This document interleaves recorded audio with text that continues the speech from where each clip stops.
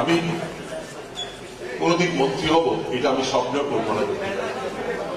আমি আমার একটা সাদামাটা জীবন ছিল। আমি হাসপাতালে গিয়ে দেখতাম, আমার বার্ন হাসপাতালে, বাসায় আসতাম, দুপুরে ভাত খেতাম, একটা ঘুম লাগাতাম, তারপরে আমি আমার স্ত্রী বসে নাটক দেখতাম।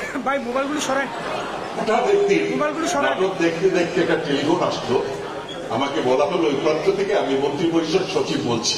আমি ভাবলাম হয়তো কোনো রোগীর জন্য উনি তদবির করবেন। উনি বললেন যে মাননীয় প্রধান, আপনাকে অভিনন্দন, মাননীয় প্রধানমন্ত্রী আপনাকে মন্ত্রী পরিষদে অন্তর্ভুক্তি করছে। আমি আমার গাইড চিন্তা মেরে দেখলাম যে আমি কি সত্যি বেঁচে আছি না মরে গেছি। আমি প্রথমে ভাবলাম যে এটা হয়তো ভুয়া টেলিফোন, অনেক ভুয়া টেলিফোন আসে না, এটা হয়তো ভুয়া টেলিফোন। পরে যখন ট্রলিং এ নাম দেখলাম তখন আমি বুঝলাম যে আমি সত্যি মন্ত্রী হয়ে গেছি।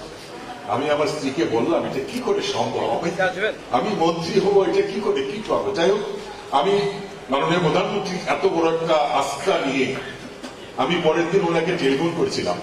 তো আমি বললাম যে আপা এটা কি করলেন, তুমি পারবা, তুমি ভয় পেও না, আমি তোমার সাথে আছি,